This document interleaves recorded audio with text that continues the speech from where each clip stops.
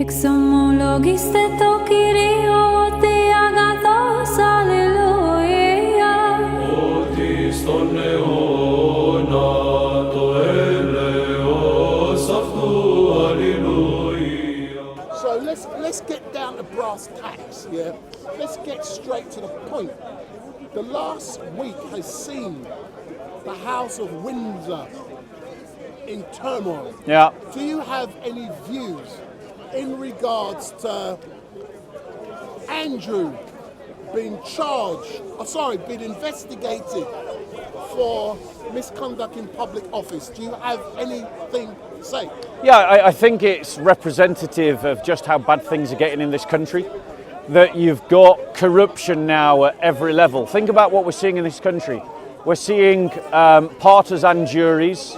We're seeing politicised judges. We're seeing two-tier police. We're seeing the CPS doing the will of the Labour Party in prosecuting non-Labour voters. We've got corruption has become normalised because for too long, too many British people have bought into this idea that they shouldn't care too much about politics, because by caring too much about politics, it can lead to fights. Well, the fact is, while we've all been snoozing as a society, a nest of vipers have moved in and taken over. And what we need is a rejuvenation in this country of our Christian culture, in which people who enter into political office and people who serve in political office see themselves as the servants of the people, not see themselves as being in office for self-aggrandizement or self-gain. And what we've seen is that as we've moved away from Christianity, we've seen the depreciation of that culture of public service go and be replaced with a Thatcherite, what's in it for me, Bob, kind of culture. And that's now permeating every part of the state. Were you surprised to see Andrew being arrested? Yes, a little bit, but I'm glad that the royals can be arrested. You know, I'm glad that it is a case that even the royal family can be investigated in this country. That is a Christian principle. It's the principle of the rule of law, that everybody is subject to the same laws.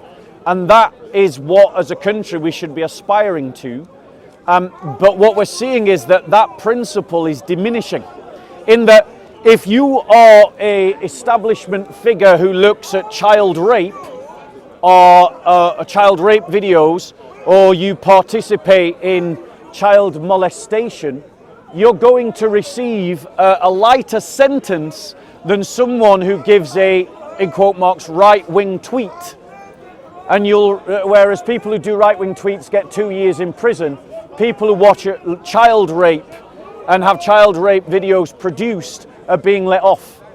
And so what we're seeing is the fact that the principle of the rule of law and of the concept of justice is eroding in this country, and you get lighter sentences depending on the colour of your skin and what political views you have, rather than what crimes you're actually committing. But do you actually believe that the rule of law will be applied fairly and equally for Andrew? At the end of the day, he may have been kicked out of the royal family, but he's still part, excuse me, of the royals, because there's a lot. Whether he does or he doesn't is outside of my control, but I just want to uphold the principle that everybody is entitled to a fair trial. That includes Prince Andrew. It includes the guy that was taken out of Venezuela by the American government. They deserve a fair trial. Every person deserves a fair trial, because if trials are not fair, then how can we say that we've got justice in this country? And so when we've got politicised judges who are handing out politicised judgments, so in other words, if you're an environmentalist criminal or a left-wing criminal who breaks the spine of a police officer with a sledgehammer and vandalizes military equipment by breaking into military bases or breaking into legitimate legal companies and you commit crimes, if you're getting less sentences, if you're getting let off for what are evidently crimes, then it calls into question whether we've got justice in this country, and that's really dangerous.